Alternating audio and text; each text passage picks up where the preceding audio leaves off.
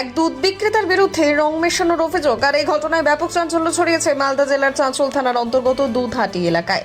স্থানীয় সূত্রে জানা গেছে, চাঁচল বাজারের দুধহাটি এলাকায় দীপক ঘোষ নামে এক দুধ বিক্রেতা দুধের মধ্যে রঙের মতো কিছু একটা মেশাচ্ছে। আর এমনই একটি ভিডিও ভাইরাল হচ্ছে সোশ্যাল মিডিয়ায়। যদিও ভাইরাল হওয়া ভিডিওর সত্যতা যাচাই করেনি আমরা।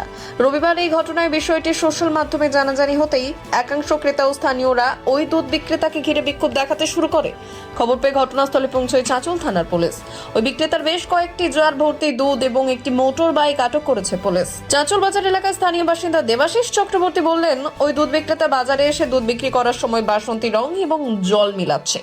আর এই ছবি সোশ্যাল মিডিয়ায় ভাইরাল হয়। ওই বিক্রেতা এখানে মূলত মহিষের দুধ বিক্রি করে। এরপর বিষয়টি জানাজানি হতেই দীপক ঘোষ নামে ওই দুধ বিক্রেতাকে চেপে ধরা হয়, কিন্তু তিনি কোনো প্রশ্নের উত্তর না দিয়েই পালিয়ে যায়। আর এই ধরনের রং মেশানো দুধ আমাদের বাচ্চারা খেলে শরীরে ক্ষতি হতে পারে বলেও আমাদের ধারণা। এই ব্যাপারে প্রশাসনকে প্রয়োজনীয় ব্যবস্থা নেওয়া উচিত। চাঁচল থানার পুলিশ জানিয়েছে, বিষয়টি মৌখিকভাবে জানালেও লিখিত কোনো অভিযোগ হয়নি। লিখিত অভিযোগ হলে প্রয়োজনীয় ব্যবস্থা নেওয়া হবে। থেকে খবর পাচ্ছিলাম, এই পাশেই আমার বন্ধুর বাড়ি থেকে একবার দুবার দেখেছে এবং ও কালকে একটা ভিডিও করেছে।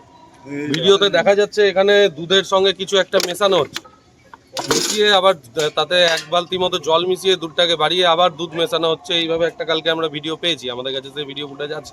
আচ্ছা, তারপরে আমরা কালকে আলোচনা করি বন্ধুরা সবাই মিলে যে না, আমাদেরকে এই ব্যাপারটাকে দেখতে হবে, কারণ দুধ তো বাচ্চারাও খায় বা বাচ্চারা, অসুস্থ রুগীরা সবাই দুধ খাচ্ছে। তারপরে এখানে এসে জানতে পারলাম মহিষের দুধ কেনা হচ্ছে, তার সঙ্গে মহিষের দুধ যে ঘন থাকার জন্য ওতে জল অনেকটা মেশানো যাচ্ছে, মিশিয়ে পাতলা করে ওতে বাসন্তী রং মিশাচ্ছে এবং সেটা রং এবং দুধ সহ আমরা হাতে নাতে এখানে ওকে ধরি।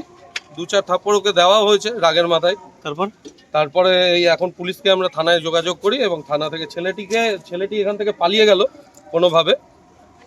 তবে এই জিনিসটা চাঁচল দুধ বাজারে প্রায় সব জায়গাতেই হচ্ছে। এক জায়গায় হয়তো আমরা প্রমাণ পেয়েছি, বাকিদের প্রমাণ হয়তো আমরা পাইনি।